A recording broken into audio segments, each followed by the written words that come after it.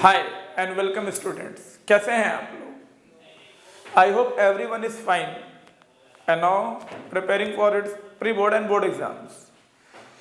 जैसा कि पिछली क्लास में मैंने आपको कार्बन के बारे में कुछ basic facts and information share किए थे, जो कि कार्बन और उसके कंपाउंड और उनकी प्रॉपर्टीज को समझने के लिए बहुत ही नेसेसरी स्टेप्स हैं।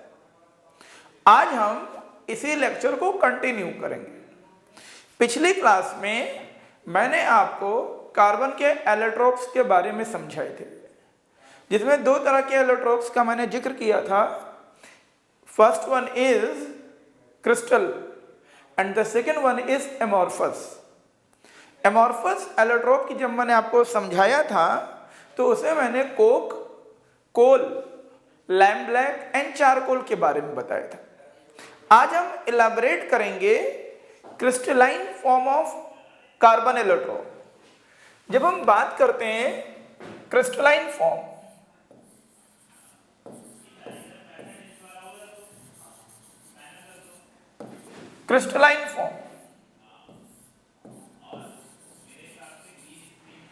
तो crystalline form of carbon allotropes में टू मेन एलोट्रोप्स बेटा आते हैं। फर्स्ट वन इज डायमंड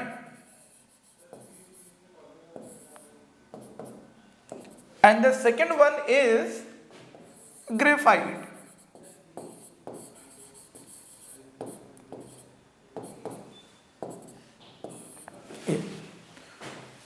जब हम बात करते हैं क्रिस्टलाइन एलोट्रोप्स की, तो उसमें टू मेन एलोट्रोप्स आते हैं। First one is diamond and the second one is graphite. अब आपके दिमाग में आएगा, सर आपने फुलरीन का जिक्र नहीं किया। बिल्कुल नहीं किया बेटा, उसको अभी हम कुछ समय के बाद आपको एक्सप्लेन करेंगे। इन दो को हाईलाइट करने की वजह यह थी कि these two allotropes are natural. ये दोनों ही एलोट्रोप हमें कार्बन के नेचुरली फॉर्म होते हैं and both are in free state of carbon. Question ये है, what are the basic and fundamental difference between diamond and graphite. तो दोनों में जो डिफरेंसेस है बेटा यहाँ पर, वो स्ट्रक्चरल बेसिस पर है। जैसे कि अगर मैं बात करता हूं डायमंड में, तो डायमंड में carbon atom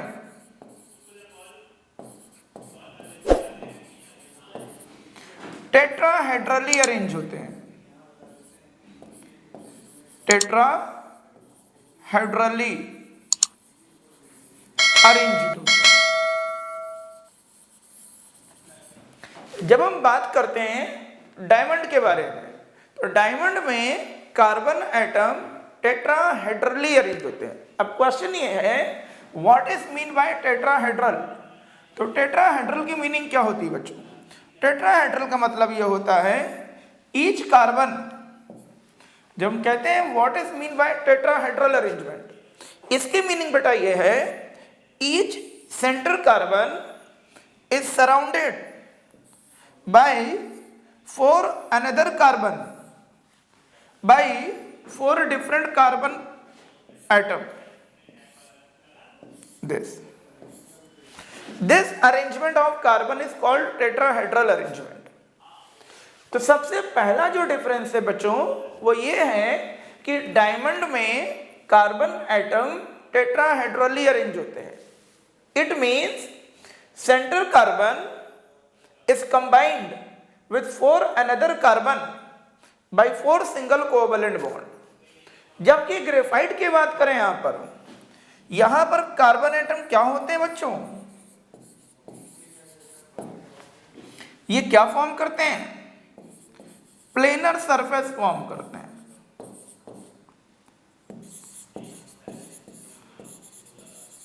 planar surface form करते हैं and it form 6-membered ring। 6-membered ring कैसे समझिए आप? फॉर एग्जाम्पल, जैसे कि this,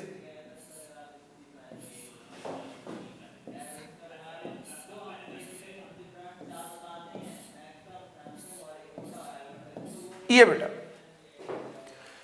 in graphite each carbon is combined with another 3 carbon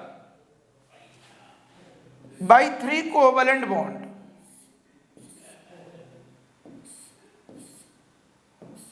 This.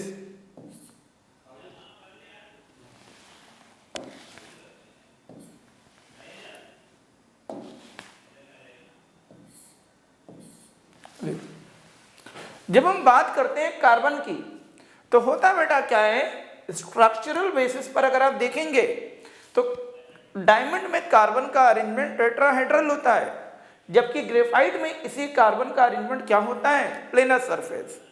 Planar surface में बेटा होता ये है, हर कार्बन अपने सराउंडिंग में 3 अनदर कार्बन से कंबाइंड होता है, वो भी बाई 3 सिंगल कोवेलेंट बॉन्ड। आप किसी भी कार्बन को इसमें चेक करो, each carbon is combined with another 3 carbon atom by 3 single covalent bond, while in case of diamond the same carbon is combined with 4 another carbon by 4 single covalent bond. This is the structural difference between diamond and graphite. ये पहला difference है बेटा इन दोनों के बीच में। आगे बढ़ते हैं, यहां पर और क्या क्या डिफरेंसेस इसमें होते हैं।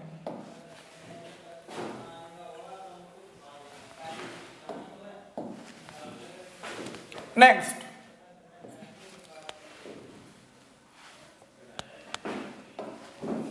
पॉइंट नंबर 2, डायमंड ट्रांसपेरेंट है एंड हार्डेस्ट सॉलिड है। डायमंड की जब हम बात करते हैं तो डायमंड एक हार्डेस्ट सब्सटेंस है एंड ट्रांसपेरेंट सॉलिड है। इसके डेंसिटी की बात बेटा की जाए, वो लगभग 3.5 ग्राम पर सेंटीमीटर क्यूब होती है। ये डायमंड की डेंसिटी है, जबकि अगर हम इनके रिफ्रैक्टिव इंडेक्स की बात करते हैं, रिफ्रैक्टिव इंडेक्स, तो ये अराउंड 2.5 होता है बच्चों, 2.5।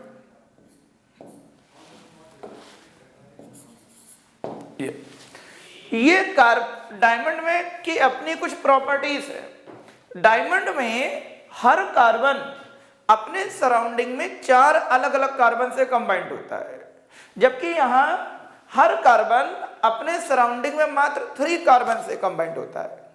मतलब पर यूनिट वॉल्यूम यहां number of carbon and number of covalent bond दोनों ही बहुत ज्यादा होते हैं, इसीलिए इनकी डेंसिटी भी बहुत ज्यादा होती है। दूसरी बात, अगर मैं बात करता हूं किसके बारे में, ग्रेफाइट के बारे में। ग्रेफाइट क्या होता है, तो ग्रेफाइट बेटा soft and greasy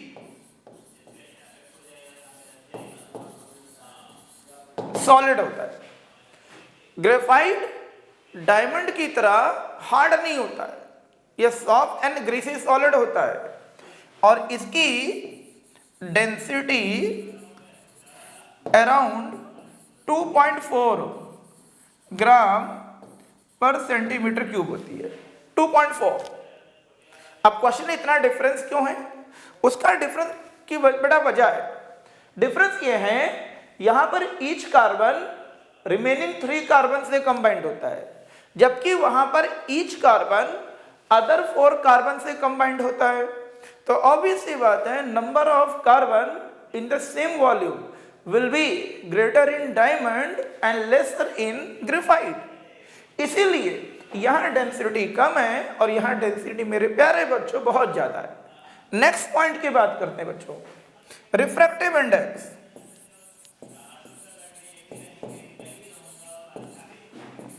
refractive index की बात करते हैं।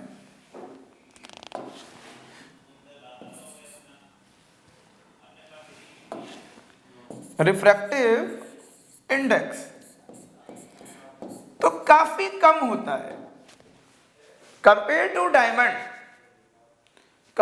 डायमंड ग्रेफाइट में रिफ्रैक्टिव इंडेक्स काफी कम होता है बच्चों, और इसीलिए ये क्या है, ओपेक सॉलिड होता है। इसे हम ओपेक सॉलिड कहते हैं। क्या कहते हैं बच्चों हम? Opaque solid. ये ग्रेफाइट की प्रॉपर्टी है। ग्रेफाइट में चीज और भी है। ग्रेफाइट नेचुरली के साथ में इसे हम आर्टिफिशियली भी प्रिपेयर किया जा सकता है। हम इसको नेचुरली तो बेटा प्रिपेयर करते हैं, नेचुरली तो हमको अकर होता ही है, हम साथ में इसको आर्टिफिशियली भी प्रिपेयर कर सकते हैं। ये ग्रेफाइट के बारे में कुछ अपने फैक्ट्स हैं जो इसको डायमंड से अलग करते हैं। एक दो बातें और हैं जो कि आपको बच्चों पता होनी चाहिए इनके बारे में, और वो क्या है, कैसे? देखिए नेक्स्ट प्रॉपर्टी, और जो बातें आपको मालूम होनी चाहिए इनके बारे में वो क्या है? डायमंड का melting and boiling point is very high. जबकि इनकी बात करें बच्चों तो इनका melting and boiling point is less than diamond. Diamond का मेल्टिंग एंड बॉइलिंग पॉइंट बहुत ज्यादा है, sometime it is more than 3500 degree Celsius, but when we compare graphite with diamond so it is much less. ये diamond के comparison में काफी कम होता है। तो ये भी प्रॉपर्टीज बेस्ड डिफरेंस है डायमंड एंड ग्रेफाइट के बीच में। Next point, diamond non combustible solid होता है बच्चों, नॉन कंबस्टेबल, जबकि ग्रेफाइट कंबस्टेबल है।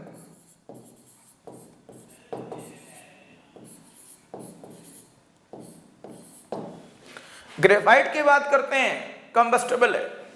नेक्स्ट पॉइंट, डायमंड इंसुलेटर है।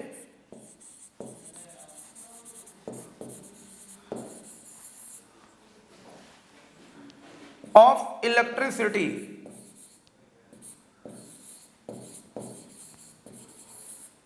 जब हम डायमंड की बात करते हैं तो ये इलेक्ट्रिसिटी का इंसुलेटर है। What is mean by insulator? Insulator का मतलब है ये करंट कैरी करेगा ही नहीं। क्यों नहीं करेगा? अभी आपने देखा कार्बन अपने सराउंडिंग में 4 कार्बन से कंबाइंड होता है, वो भी 4 सिंगल बॉन्ड से। मतलब कार्बन ने अपने सभी वैलेंस इलेक्ट्रॉन को बॉन्ड फॉर्मेशन में यूज कर लिया है। तो जब कार्बन के लास्ट ऑर्बिट में फ्री इलेक्ट्रॉन नहीं होंगे तो वो बेटा करंट कैरी नहीं कर सकता है। इसीलिए डायमंड कभी भी करंट कैरियर नहीं होता है, और इसीलिए हम इसे कहते क्या है? इंसुलेटर ऑफ इलेक्ट्रिसिटी कहते हैं। जबकि ग्रेफाइट क्या होता है? Good conductor of electricity.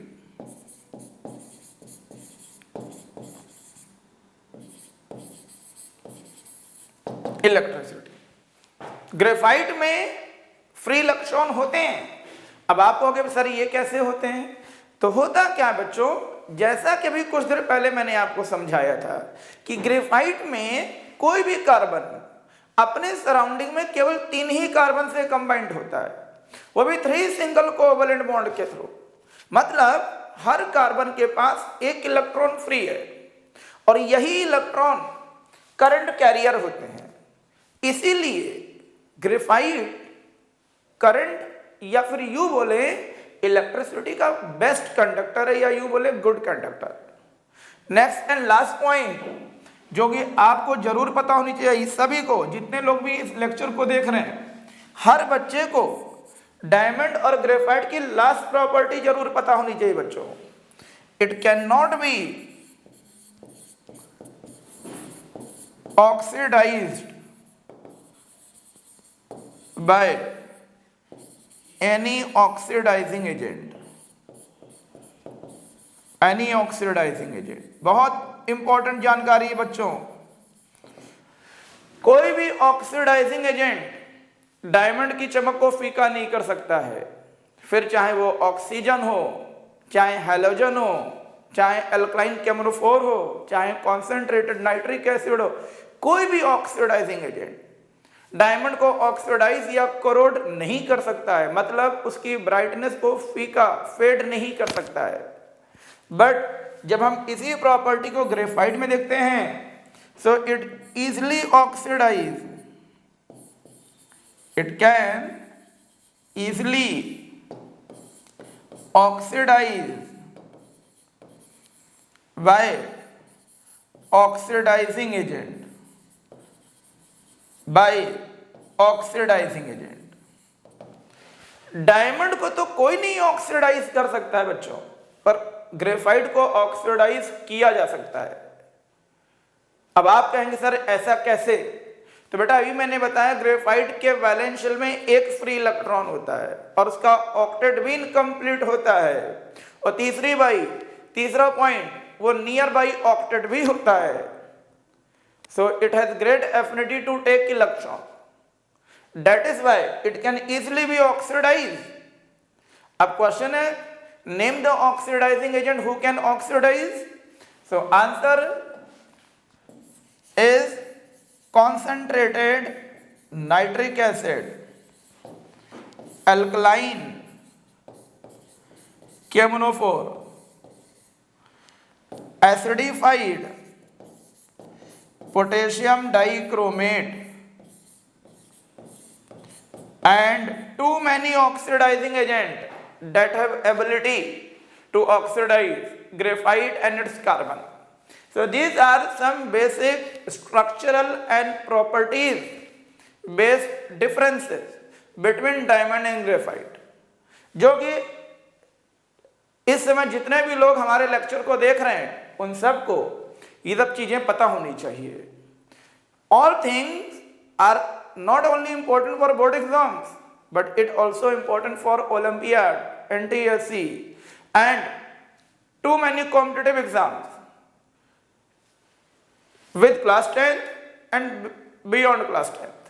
तो ये कुछ जानकारी हैं एंड डिफरेंसेस हैं डायमंड एंड ग्रेफाइट के बारे में, और इतनी जानकारी आप सभी के पास हमेशा आपके दिमाग में स्टोर्ड होनी चाहिए।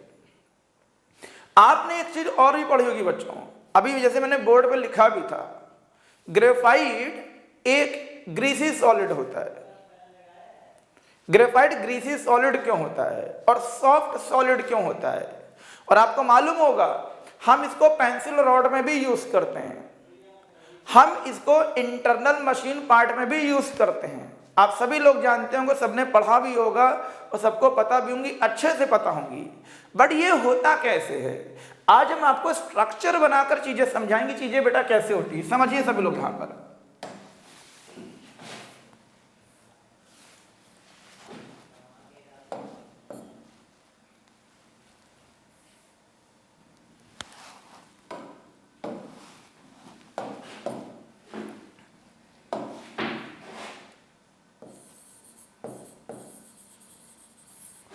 Greasy nature of graphite. Graphite greasy nature क्यों शो करता है बच्चों? क्या होता है रीजन कि why does graphite slippery in nature and why do prefer for internal machine part as a coolant in a place where may be chance to produce friction and soften the internal machine part where screw is continuously moving on its axis. So lot of questions regarding the greasy part of graphite. तो अब जो हम आपको समझाने जा रहे हैं, I hope उसके बाद आपको चीजें अपने आप क्लियर हो जाएगी, और मुझे लगता है अगर कोई डाउट्स होगा तो वो डाउट अब इसके बाद और आज के बाद आपको नहीं रहेगा।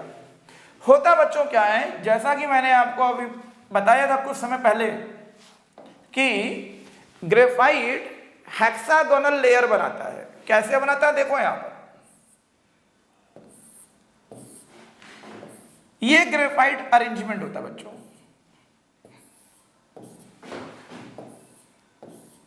इस तरीके से ये ग्रेफाइट का अरेंजमेंट है, कुछ इस तरीके से।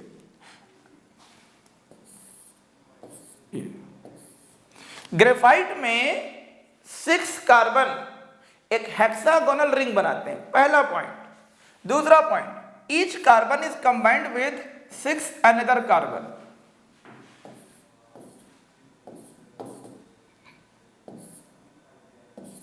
इस तरीके से ये, इसी के पैरेलल हम एक और रिंग बनाते हैं बच्चों, जो कि ऐसे होती है।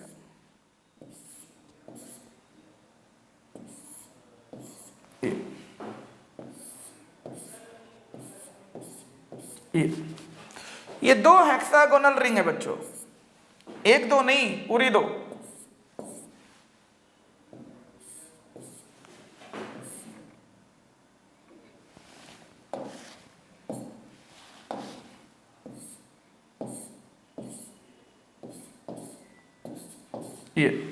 ये 2 हेक्सागोनल रिंग है, आप सभी को दिख रहा होगा।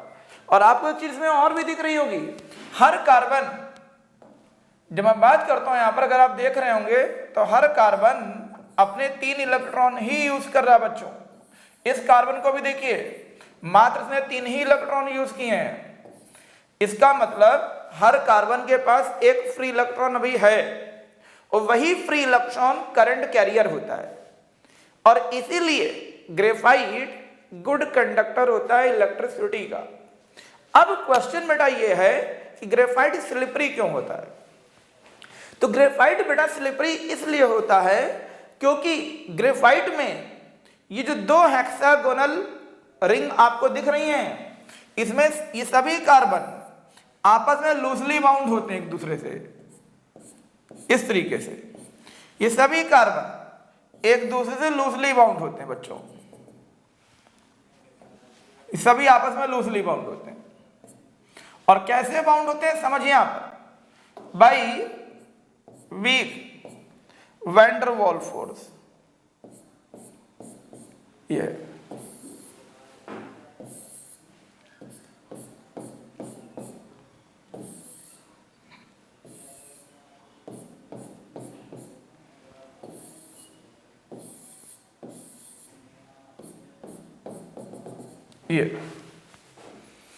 इस फोर्स को बच्चों हम लोग कहते हैं वैन डर वॉल फोर्स कहते हैं। ये वैन डर वॉल फोर्स है, और ये जो फोर्स है it is much weaker then covalent force. ये कोवेलेंट फोर्स क्या है? जो डार्क लाइन से आपको दिख रहा है ये सभी कोवेलेंट फोर्स हैं, और जो डॉट लाइन से दिख रहा है आपको ये वैन डर वाल फोर्स है। तो कोवेलेंट फोर्स के कंपैरिजन में ये जो वैन डर वाल फोर्स होते हैं ये मच वीकर होते हैं। इसीलिए जैसे ही आप ग्रीस को उंगली पर रख के उसको अंगूठे से प्रेस करते हैं, मात्र अंगूठा रखने से ही ये जो फोर्स आपको दिख रहे हैं 2 लेयर के बीच में बेटा, ये रिड्यूस नहीं होते हैं, दे आर ओवरकम। और जैसे ही फोर्स ओवरकम होते हैं, these 2 layers are getting free, and when these layers are getting free, so they slip over to each other। मतलब this layer slip over to this, या this layer slip over to this। तो when these layers are slip over to each other in opposite direction, then grease becomes soft and sticky। This is the reason why is graphite slippery, greasy and oily in nature। The reason is that in Greece 2 hexagonal ring are loosely bound from weak van der Waals force, and it is much weaker than the covalent bond is existing between 2 carbon atoms। When a small stress is put on the grease, then these pseudo force या weaker force are getting overcome, and the layer is getting free to slip over to each other. This action is responsible for the greasy, oily and slippery nature of graphite. This is the reason बेटा. इस तरह से graphite अपना slippery nature show करती है और ये बेटा इसका स्ट्रक्चरल डायग्राम है. अब क्वेश्चन ये है, जब हम पेंसिल से कॉपी पर लिखते हैं तो क्यों पेंसिल कॉपी पे चलती है? होता बेटा क्या है, पेंसिल रॉड में ग्रेफाइट ऐड होती है. जब आप पेंसिल को कॉपी पर रखते हैं, पेंसिल के पॉइंट को ग्रेफाइट रॉड को कॉपी पर रख के उसे लिखने की कोशिश करते हैं, उतने मात्र फोर्स से ही ये वैन डर वाल फोर्स इमीडिएट ओवरकम हो जाते हैं. और जैसे ही फोर्स ओवरकम होते हैं, layer are getting free and this layer get stuck on white paper and we say now we are writing with pencil on paper. हमको लगता कि हम पेंसिल से कॉपी पे लिख रहे हैं, बट ऐसा मेरे प्यारे बच्चों कुछ भी नहीं है. When you put stress via pencil on paper, then this van der Waals force is getting overcome, and as the force is getting overcome, the layer are getting free and they start to slip over to each other and leave marks on the paper, and we say now we are writing with pencil. This is the reason. How do we write on paper? Through pencils. ये उसका reason है बेटा. इस तरीके से हम pencil में graphite rod use करते हैं. इस तरीके से हम ग्रीस का यूज इंटरनल मशीन पार्ट में यूज करते हैं. ग्रेफाइट में is also good absorber of heat. That is why we use graphite rod is nuclear power plant. Graphite rod का यूज हम न्यूक्लियर पावर प्लांट में भी करते हैं. It is one of the best absorber of heat. इसका use हम internal machine part में मेरे प्यारे बच्चों करते हैं, because it is slippery in nature, it is oily in nature and it is one of the best absorber of heat. That is why we do so. So this is the entire property of graphite whatever is given in your NCERT examples and other references books. तो I hope कि आपको सारी चीजें बहुत अच्छे से समझ में आई होगी. और अगर किसी को फिर भी कोई क्वेरी रह गई है तो आप इस लेक्चर में नीचे दिए गए कमेंट बॉक्स में अपनी प्रॉब्लम रेस कर सकते हैं. अगले लेक्चर में हम आपको उन डाउट्स को सॉल्व करते हुए आगे के लेक्चर को कंटिन्यू करेंगे. आई होप सबको मजा आया होगा और इसी के साथ थैंक यू.